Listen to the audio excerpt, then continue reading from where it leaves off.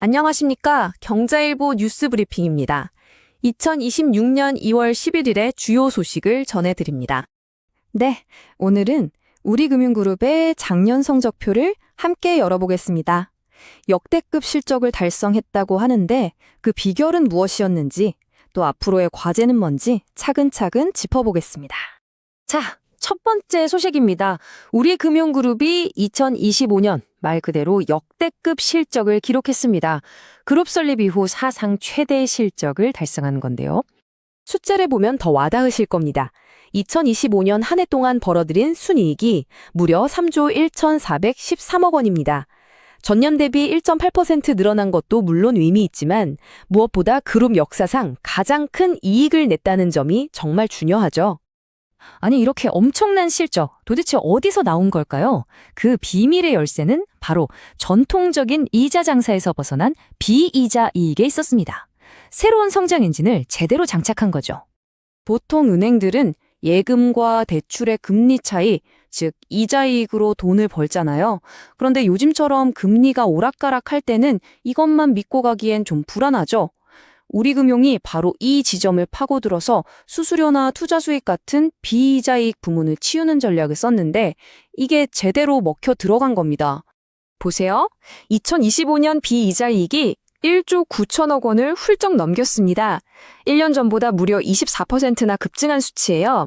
특히 M&A를 통해 새로 품에안은 증권사와 보험사가 본격적으로 힘을 보태면서 그룹 전체의 이익 구조가 훨씬 다채롭고 튼튼해졌습니다. 좀 더 자세히 뜯어보면요. 증권이나 신탁 수수료 수입도 20% 넘게 늘었고 방카슈랑스 실적도 좋았습니다. 새로 합류한 보험사도 1,000억 원 넘는 이익을 냈고요. 근데 정말 놀라운 건 따로 있습니다. 바로 외환 파생 상품 쪽인데요. 여기서 난 이익이 무려 350% 넘게 폭발적으로 증가하면서 전체 실적을 이끌었습니다. 이렇게 돈을 잘 버는 것도 중요하지만 금융회사는 뭐니 해도 안정성이 생명이잖아요. 우리금융은 이 부분도 놓치지 않았습니다. 바로 자산 리밸런싱을 통해서 체질 개선에 성공했다는 점입니다. 자산 리밸런싱, 말이 좀 어렵죠? 쉽게 말해 우리 몸의 체지방은 줄이고 근육은 치우는 것과 비슷합니다. 무작정 덩치만 키우는 게 아니라 위험 자산은 좀 덜어내고 우량 자산 비중을 늘려서 내실을 다졌다는 뜻이에요. 한마디로 선택과 집중 전략을 쓴 겁니다.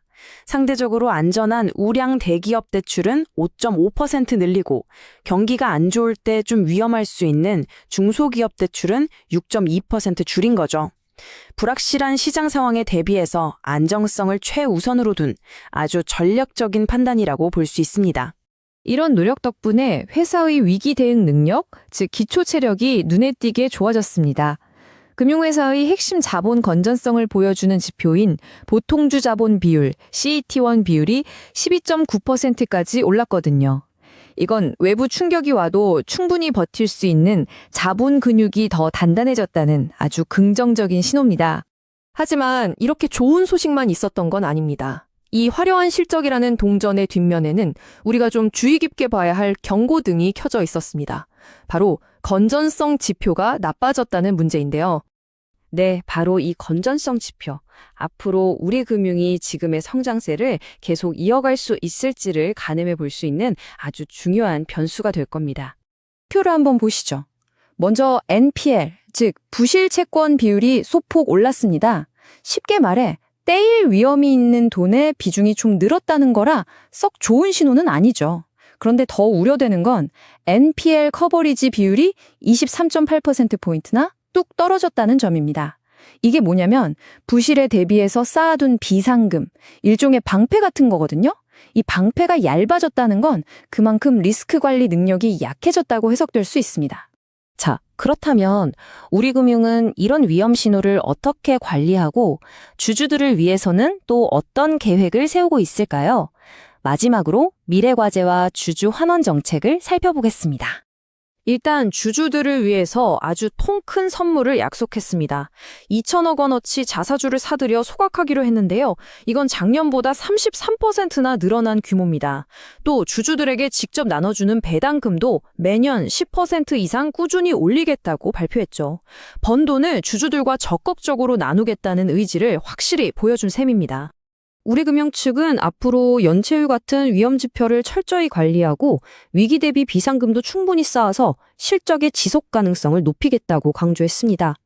결국 사상 최대 실적이라는 밝은 빛과 건전성 악화라는 그림자를 동시에 안고 있는 우리금융.